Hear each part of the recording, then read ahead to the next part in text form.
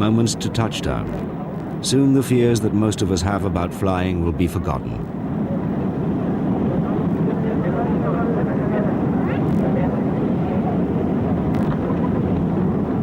By chance, a Mexican passenger was filming this particular journey's end in Guatemala. But what he and none of the other passengers knew was that a tropical storm had just passed over the airport. The runway is wet, and the Boeing 767 is coming in too high and too fast.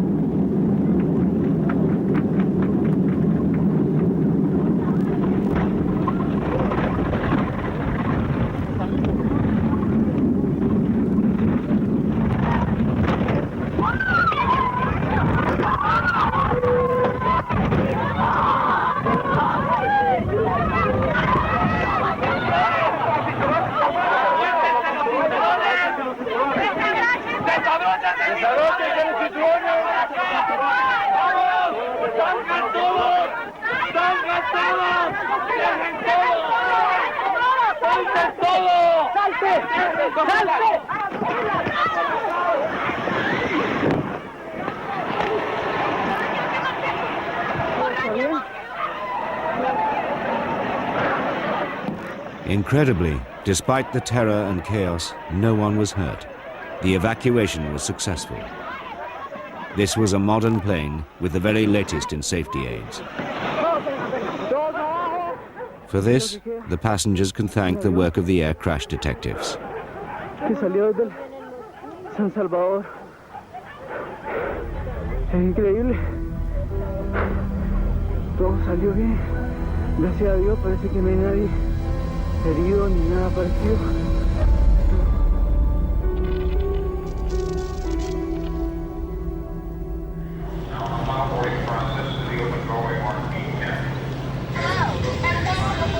As you can see, we're in final preparation for your flight, and we're going to do our best to make it safe and enjoyable. You can help us by paying close attention to the following safety instructions. All carry-on items must be placed completely under the seat in front of you or in an overhead compartment. Use caution placing or removing items from the overhead bins. For most of us, the rituals of air safety pass us by. The announcement something to be endured before the drinks trolley arrives. Statistically, flying is by far the safest form of transport. There's only a 1 in a million chance of being involved in an accident. This is largely due to the air crash detectives, whose job it is to investigate accidents to make sure they never happen again.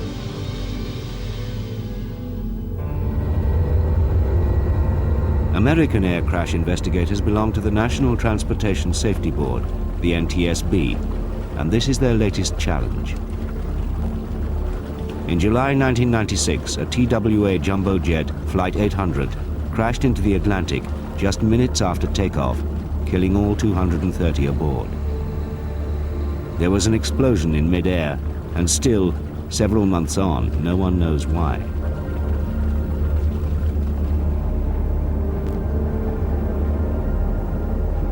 The TWA disaster followed another tragedy, which presented the NTSB with, physically, its most difficult investigation ever.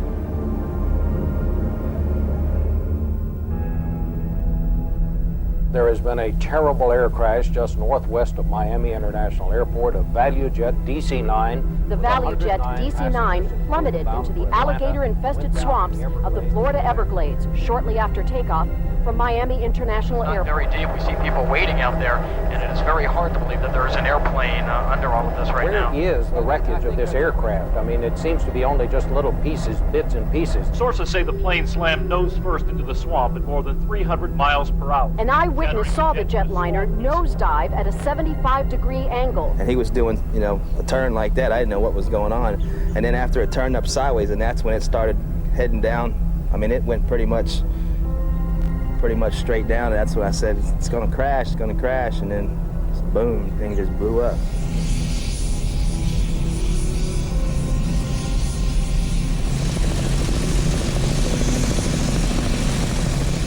At an airport in Washington, the NTSB's elite GO team assemble. They've been called from their homes. They've no idea how long they'll be gone. From the time we got the call to the time we launched the airplane with a full team going down to Miami, it was 3.5 hours, which was a very quick launch for us. This is the first time that outside cameras have been allowed to fly in with the GO team. Well, it sounds like you got everything covered, Andy. In charge is Greg Feith, young, ambitious, and on his third major investigation. They're going to need at least one car. I need one. NTSB investigators are always shadowed by a board member, a political appointee. In this case, it's their deputy chairman, Robert Francis. It's your choice, the chairman. He wants to know what we're going to do as an investigative team, how we're going to do it, because he will be responsible while he's on scene for addressing the press.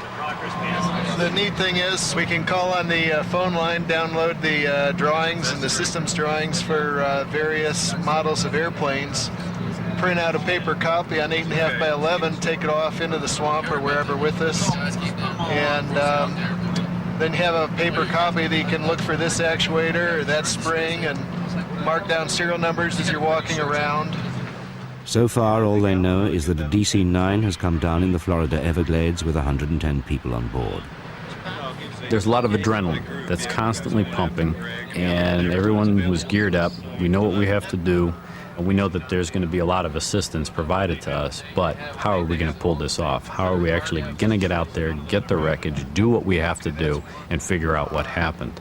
And there's this silence that came over everybody, because I think the thought went through the entire cabin of that airplane, because we all looked out the window and we were all probably thinking the same thing. How are we going to do this? Showtime. Over to this side, more to your left. Close to your buddy there. Get close to your buddy.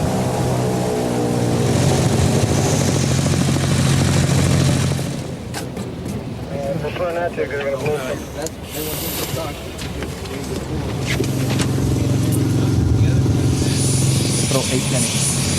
It really is showtime. Being America, every NTSB investigation is carried out under the full glare of the media. It was probably the most TV equipment I have seen in a very long time at any event, probably comparable to the Super Bowl. I mean, there was cameras and trucks and everything else. As far as the eye can see, the Everglades is a featureless swamp. The DC-9 has disappeared in 3 feet of water. We got over the accident site, and all it was water. There were a few pieces of wreckage that were floating, and your first thought is, how far into the mud did it go, and what's it going to take to get it out of there?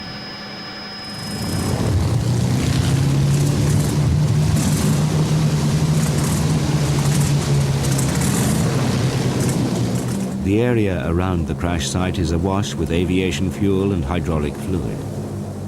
Sweltering in their protective clothing, the local police force are ferried out to search for remains and wreckage in the alligator-infested swamp.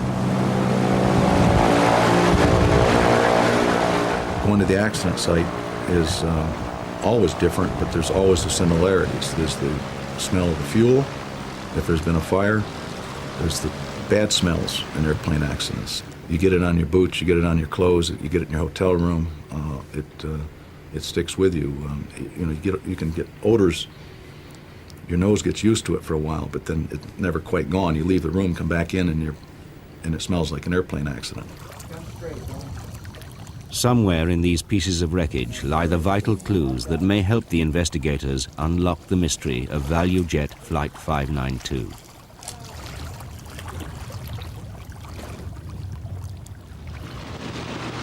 Greg Feith's priority is to find the 2 so-called black boxes buried somewhere in the swamp. The flight data recorder contains an electronic record of what was happening to the plane, and the cockpit voice recorder tapes the pilots' voices. We used a lot of high-tech equipment, but in the long run, it was found with very low-tech equipment. That is, someone stepping on the boxes. One of the divers walked, and as he was stepping along, he actually kicked something that was fairly solid, and stepped on it, and when he reached down and pulled it up, he found that it was one of the boxes. Flight data recorder. Got the recorder. Well, that's what we've been searching for, huh? That's one of them. One of them? That's one. The flight data recorder It had received some impact damage, but for the most part it was in good shape.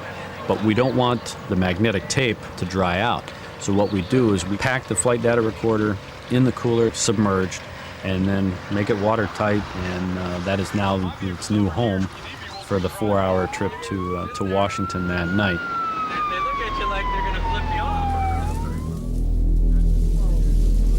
In the stifling heat and humidity of the Everglades, the search for more clues goes on. Of the 110 passengers who were on board, only the remains of 65 could be identified.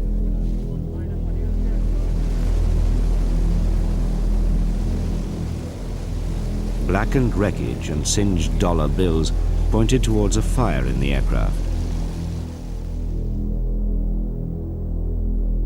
The cockpit voice recorder confirmed that there had been a fire in the cabin. It was so intense that it melted the floor and seat frames. There were verbal indications from the cockpit that there was fire in the passenger cabin.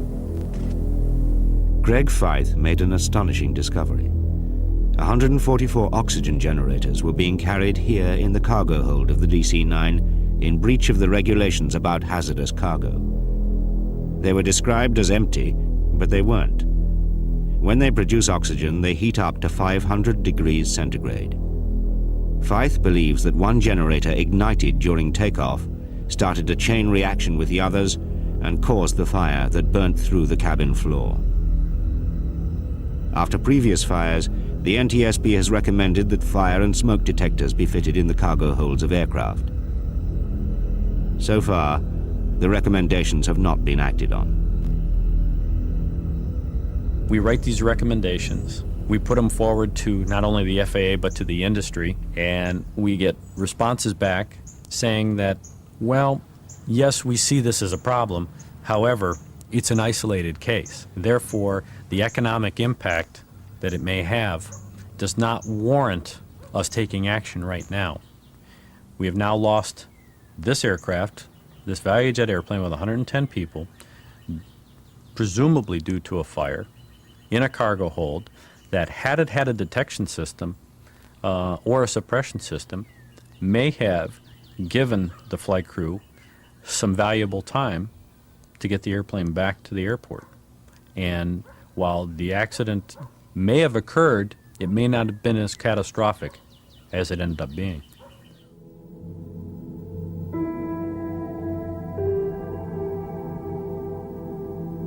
What may have happened in the last minute of flight that we don't have information for is anyone's guess. None of us were there. You can probably picture, if you were in that situation, what might be going on. And as an investigator, it's hard not to do that. What these people were experiencing, what the flight crew was trying to do. You know, each of us has our own idea of what was probably happening, but it's anyone's guess, and your imagination can run wild with what was happening in that cockpit and in that cabin, given those circumstances.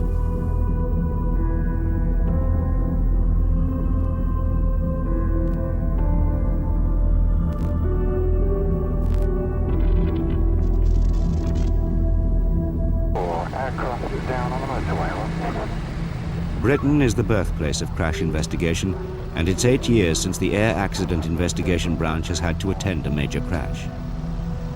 That was on the 8th of January 1989, when a British Midland Boeing 737 crashed on the verge of the M1 motorway, 100 yards short of the runway at East Midlands Airport. An engine fire caused the flight crew to shut down one engine, but the passengers watched in amazement as flames continued to pour out of the other. The crew had shut down the wrong engine. The packed aircraft plunged into the bank, agonizingly close to safety. 39 people died in the crumpled wreckage. Another 8 died later in hospital.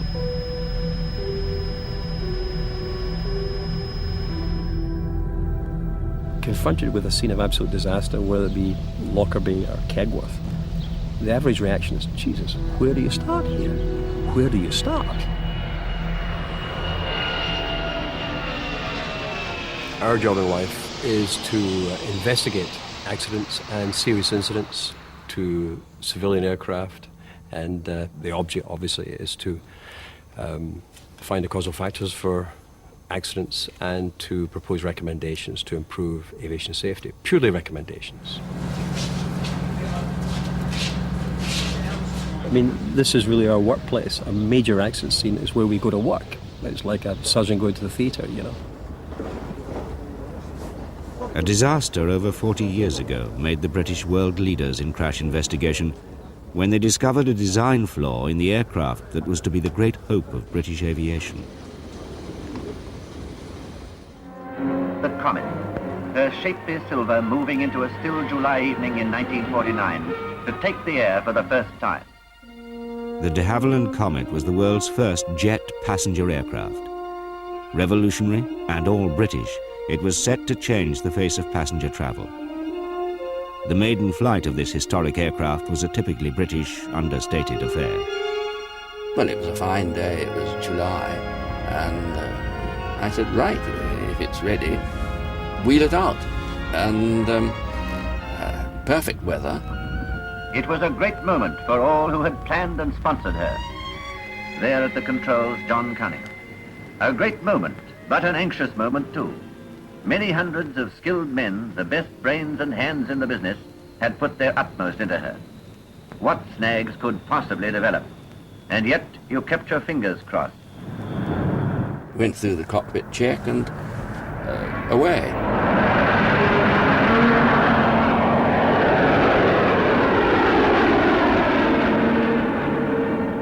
And then came Cunningham's terse report from the cockpit.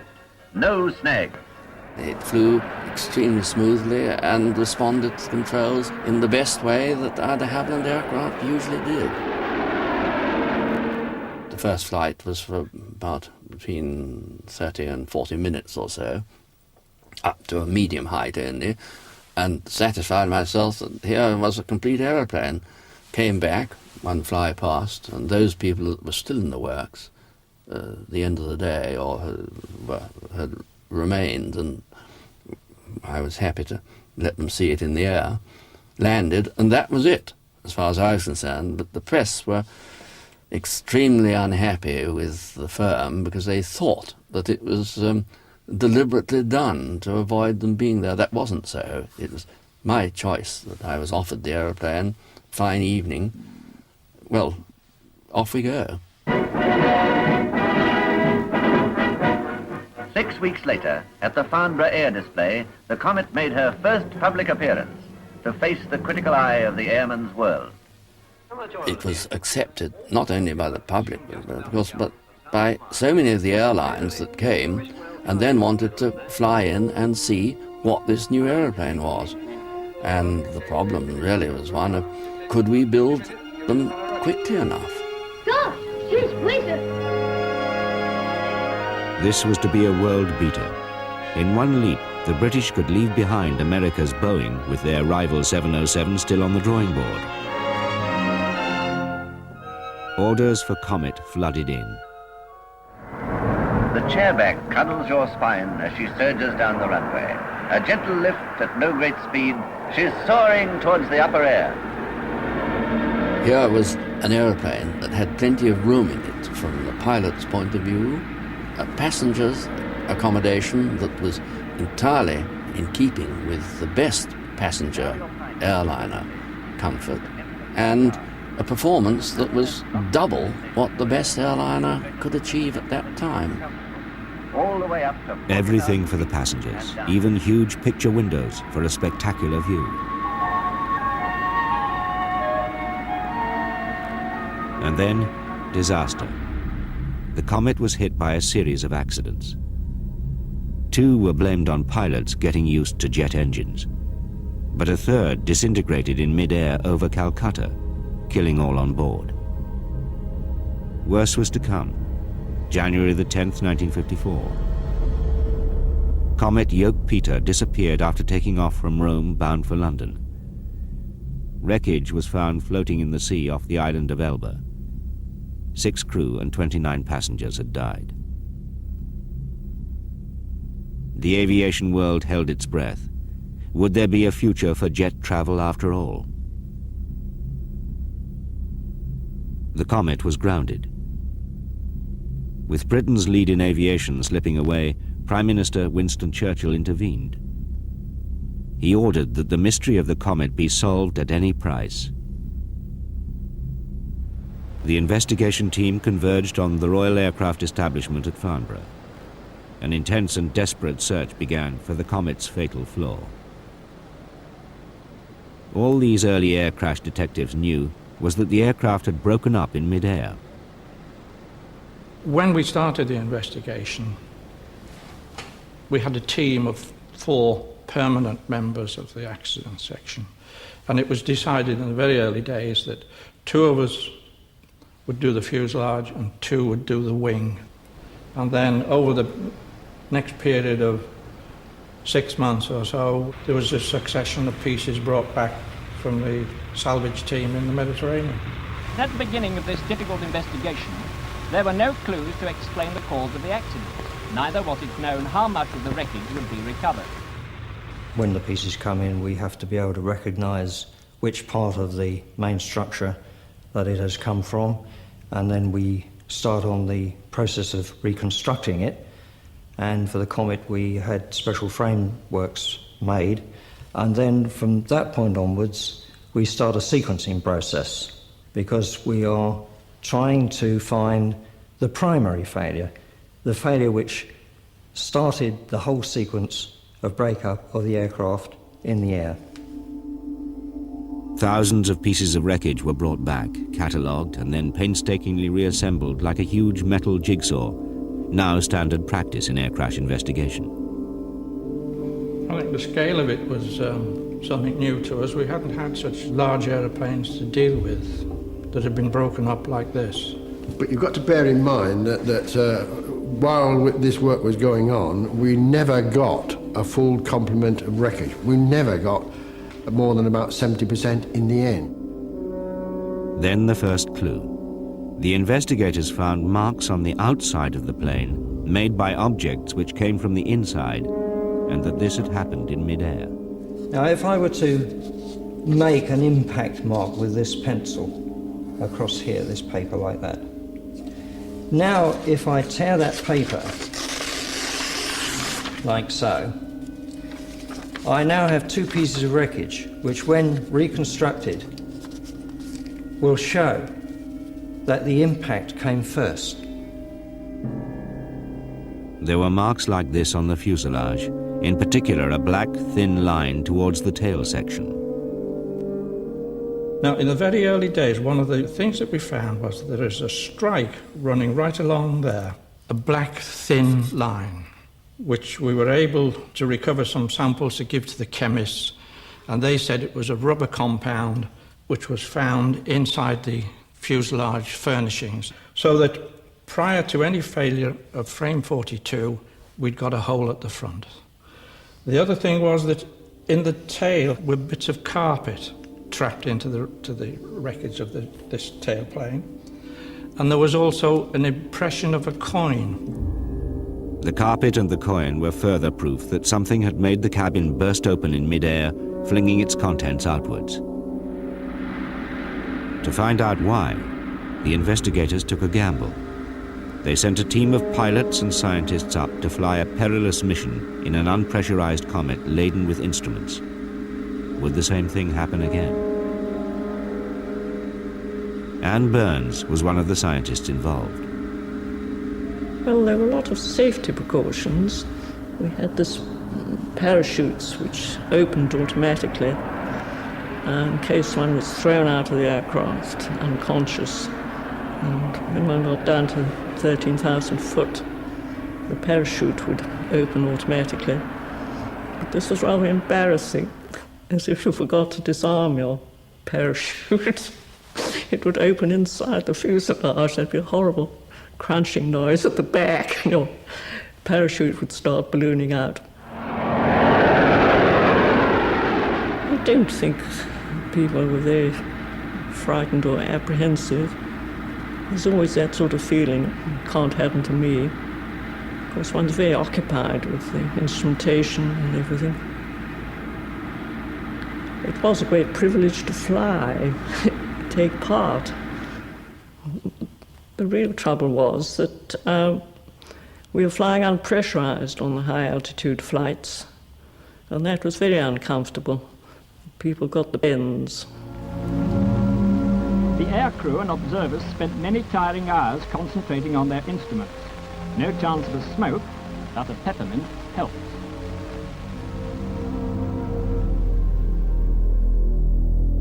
Disappointingly, the flight tests came up with no answers. Perhaps they needed to test the comet under pressurized conditions. The investigators came up with an ingenious answer, a way of putting the aircraft through a lifetime of flights within a few weeks in the hope that the fault would reveal itself. A comet was put into a tank. The tank was filled with water, and then more water was pumped under pressure into the cabin of the aircraft. The water pressure inside the cabin could then be raised and lowered to simulate climbing up to 41,000 feet and then descending again, without the aircraft ever leaving the ground. Director of the Royal Aircraft Establishment, Sir Arnold Hall. A large tank, which was filled with water, was built, and the fuselage of the aeroplane sat in the water in the tank. The wings came out through sealed sides. The wings had jacks under them, which simulated the force coming on the wing as the aircraft took off, changing during the flight and coming back on when it landed. And the pressure inside the water in the cabin was oscillated with the change of altitude as the cabin was pumped up to keep the pressurization going as the aircraft got higher. So you could stimulate, in a fairly crude way, but nevertheless quite suitable for this sort of test, a complete flight, and you could go on doing it quite fast. You didn't have to wait while the flight's built up. You could keep it going 24 hours a day. At the end of March 1954, the comet took to the skies again. 2 weeks later, another one crashed into the sea off Naples, killing all on board. The comet was grounded indefinitely. In that first 2.5 weeks, we had got to the stage of simulating about 1,900 separate flights. And I happened to be on my rest, in my bed at night, having a rest period, when the phone rang, and it was my colleague back on the tank there. It was about 2 o'clock in the morning. He said, "Oh, you better come in, we've got a failure." So he said, "You what? Got a failure? Not already, surely?" He said, "Yes, we have." So they sent a car for me then to pick me up, take me into the RAE. And then by that time, they'd got the tank drained down, and it was a failure, all right. The fuselage was split more or less from end to end. Initial reaction was, well, one of disbelief, and said, well, either there's something wrong with the test, or there's, there's something here we don't know about. And of course, it was something we didn't know about. They had come face to face with aviation's newest problem: metal fatigue in pressurized aircraft. The comet's windows weakened the structure.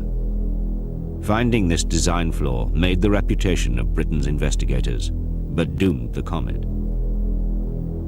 It was a disaster, really, because the Comet was very much a pioneer aeroplane. It was more highly developed than any other civil aircraft, and the whole hopes of British civil aviation really depended very strongly on how successful the Comets were.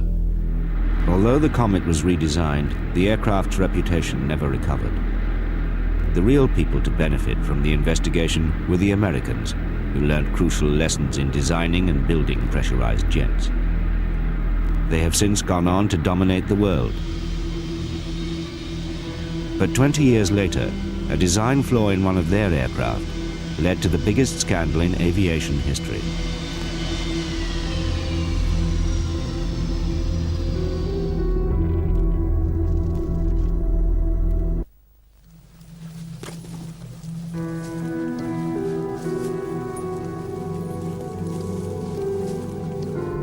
Menonville Forest, 20 miles north of Paris, March the 3rd, 1974.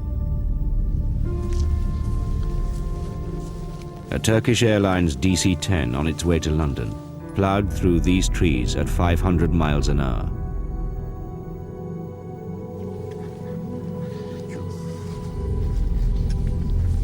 All 346 people on board were killed, most of them British. 15 entire families were wiped out. But these are all new trees here, aren't they? Yes.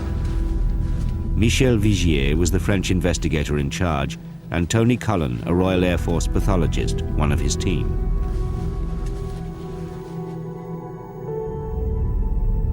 Well, it was the biggest air crash in the world at that moment. DC-10 completely destroyed. I couldn't believe that a DC-10 could be devastated in such a way. One imagines that an aeroplane will stay more or less in aeroplane shape, but you wouldn't have known it was an aeroplane, really. There were bits of aeroplane and bits of baggage and bits of seats and so on just hanging from the trees, and it looked like a Christmas tree. I don't suppose for 1 minute that any of them really knew what was happening.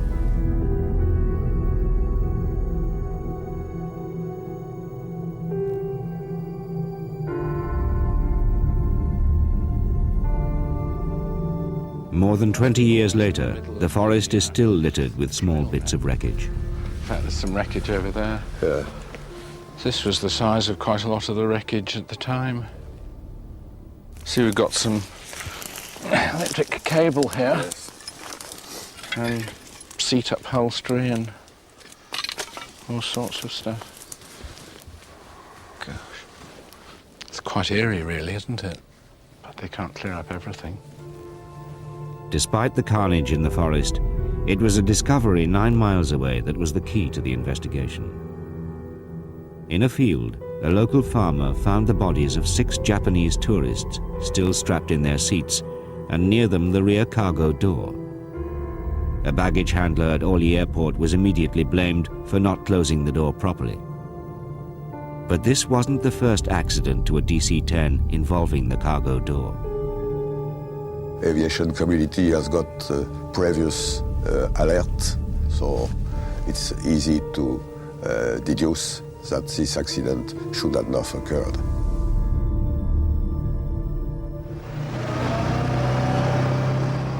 In 1972, just 2 years before the Paris disaster, an American Airlines DC-10 suffered a massive cabin depressurization and lost most of its flight controls when the cargo door blew open. The captain that day was Bryce McCormick. Well, I'm very conscious of schedule all the time. We were a little late getting out of Los Angeles, and they were having some trouble with the door closing at that time. And the cargo handler couldn't seem to get the handle down. So he applied his knee to the handle and pushed on it with his knee, and it went closed. But the air vent door to release the pressurization stayed cocked a little bit, which was an indication that it wasn't properly closed, but he didn't realize it. And he thought about it, so he called a mechanic over to take a look at it. And the mechanic thought 707 door, that's all he'd been trained on. He hadn't been trained on the cargo door on the DC-10. So he thought, well, it'll blow shut from pressurization. The door, this particular baggage door that's been the subject of all this, is not what we call a plug door. A plug door is one that, of the type that you sit next to in a cabin, where the more the pressure is inside compared to the outside, that door will seal itself more. The baggage door is a different thing. It's essentially hinged so that it'll open on the outside, from the outside. For obvious reasons. It makes it a lot easier to open the door and store things and so forth. Well, given that situation, given the pressure inside being higher, it's obvious you have to be very careful to lock that door. But the cargo door on Bryce McCormick's plane wasn't locked. At 10,000 feet, it was ripped open. The dramatic loss of pressure caused the floor at the rear of the aircraft to collapse, which in turn severed most of the flight controls. Only the pilot's extraordinary skill saved the day. My headset flew off, and I was hit in the face with a lot of dirt, dust, and rivets. Every airplane comes out of the factory, they just cannot get it absolutely clean, spotless. Give it one depressurization, it'll clean it. Once on the ground, Bryce McCormick saw the extent of the damage and realized how lucky they had been. Now I looked down, I could see that part of the door still hanging on. I realized then it was the door that had caused the problem, but I still couldn't figure out why it took all the controls. After the accident, Chuck Miller urged the Federal Aviation Administration to issue an airworthiness directive requiring DC-10s to be recalled to fix the cargo door. But the FAA is both the regulator and promoter of aviation, and is often accused of being too cozy with the industry it's supposed to control. In a gentleman's agreement with McDonnell Douglas, the FAA changed the proposed recall to a mere recommendation that airlines get their planes fixed.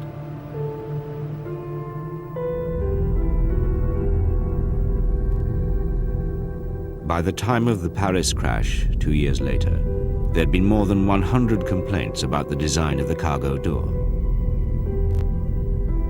It took the loss of 346 people to get it fixed, what air crash detectives cynically call tombstone technology.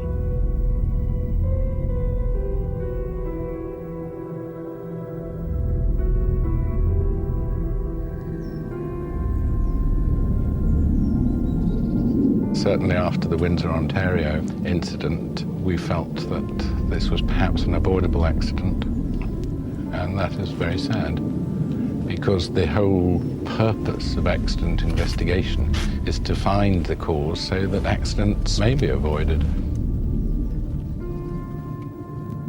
Paris was a landmark accident in the history of aviation, in the sheer number of casualties, the litigation, and the damages. I see people are finding little pieces and putting them on the memorial still. That's a poem in memory of the victims, and for eternity that part of the earth will be a holy part.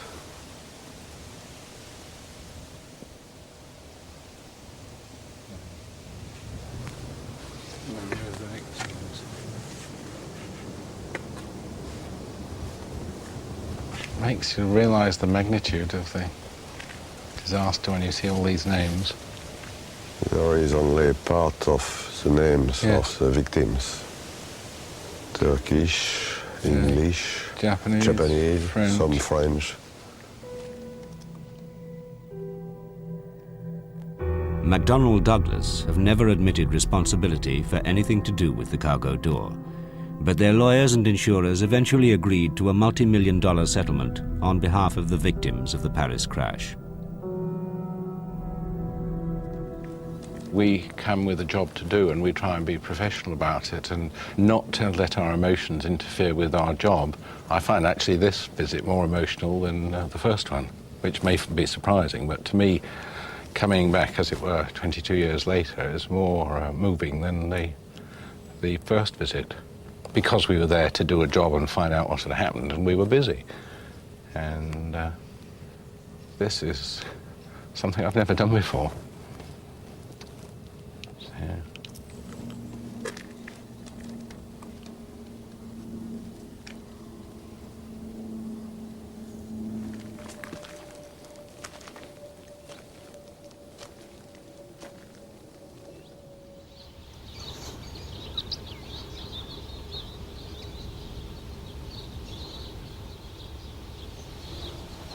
This morning at 0830 hours UTC at Cranfield here, there was an accident involving a Piper Aztec aircraft. Eddie Trimble is a senior accident investigator with the British Air Accident Investigation Branch.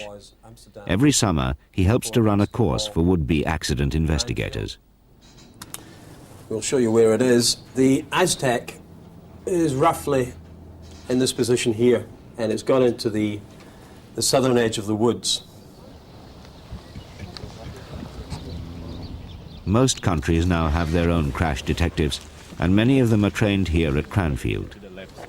The air stream for just like the hit on the left side and the aircraft will be on the left side. All right, gentlemen, another 5 minutes and then we'll leave Team 1 on site, okay? 5 minutes. Basically, it's to teach them the general approach to accident investigation. And it's really the same procedure you use here as you will use in a major accident. All you've got in a bigger aircraft is more complexity in the systems. They've been listening to lectures for 4 weeks on all aspects of air accident investigation. They've had a lot of presentations from our guys on real accidents, mostly major accidents, civil and military accidents. And this is really the first chance they've had to put that together and to actually go hands-on and employ the techniques that they've been taught, you know.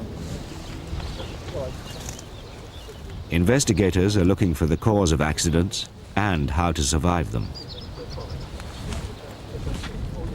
With the best will in the world, as long as people design, build and fly aircraft, there are going to be accidents by the sheer nature of the business. Hopefully the rate will reduce over the years. But that being so, and particularly in view of the fact that aircraft are being designed to carry more and more passengers, it makes good sense to try and draw the survivability lessons from accidents. Now people will say to you, yes, but we design aircraft to fly, not to crash. Fair enough.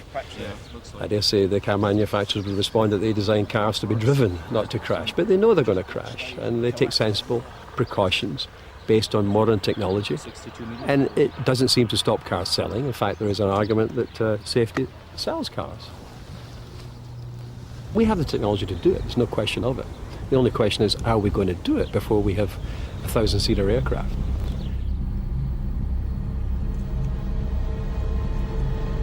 In 1985, there was a tragic accident at Manchester Airport that is still etched on the memory of Eddie Trimble.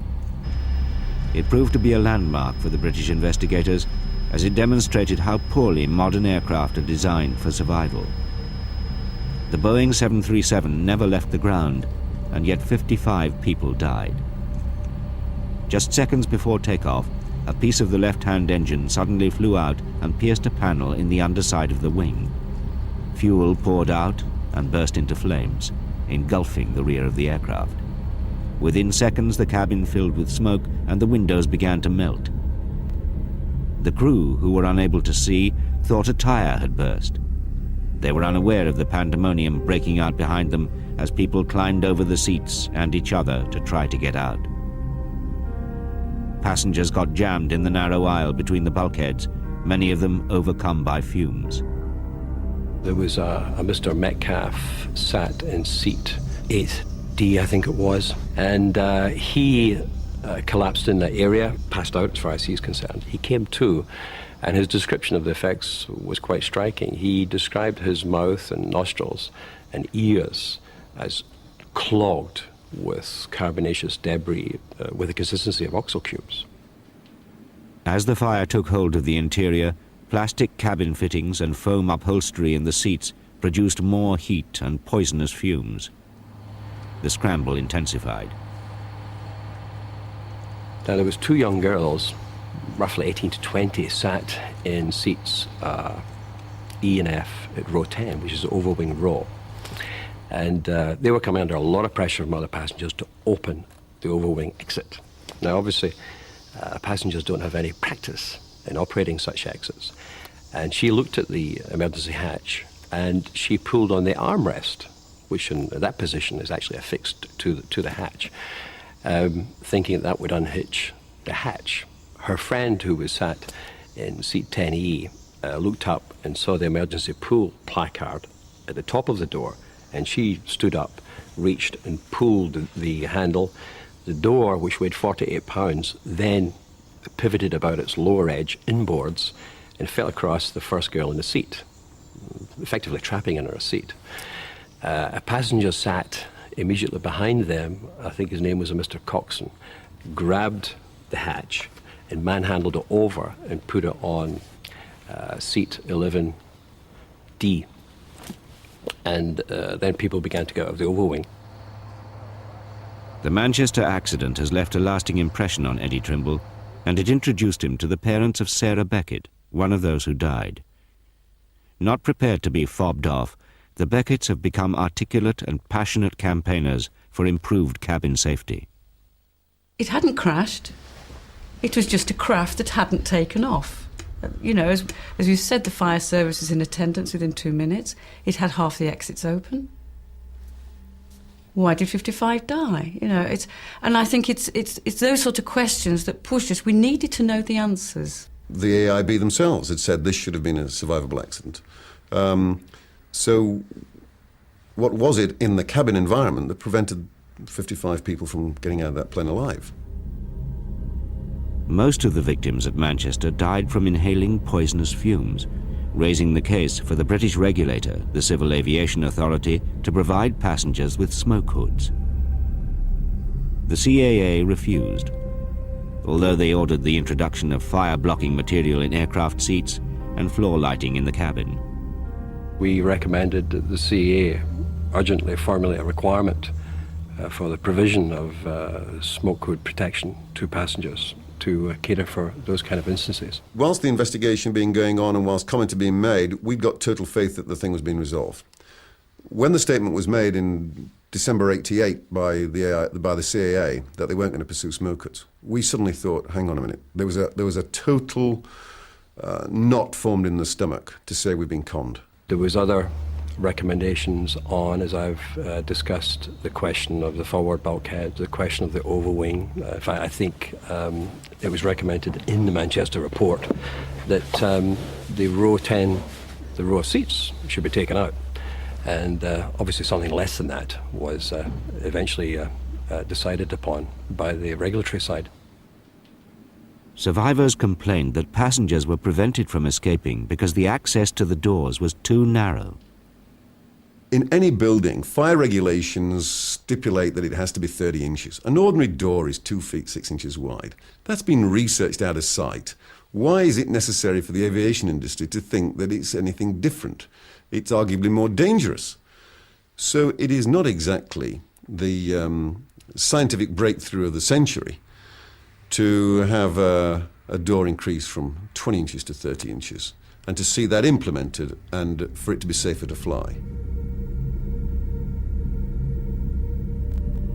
I think when you read through passenger testimony and when you meet those survivors and when you look at the photographs taken by the fire crew of the scene in that cabin, then you do become fairly motivated to try and do something about it. That essentially is our job. It's been a challenge that has had the best motivation in the world. You can't have a better motivation than losing a daughter. All we can do is to try and bring it to the public attention, just to remind them of their responsibilities. And their responsibilities are to us as the flying passenger, not just to the commercial interests of airlines and airline operators.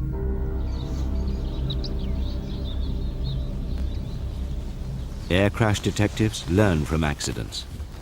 They want to prevent them from ever happening again. But their work is in vain if their recommendations are not heeded. Unless the lessons are learnt and implemented in this business, we're not making as good progress as we can. And frankly, a lot of investigators may as well go and lie on a beach as do accident investigation as long as that pertains.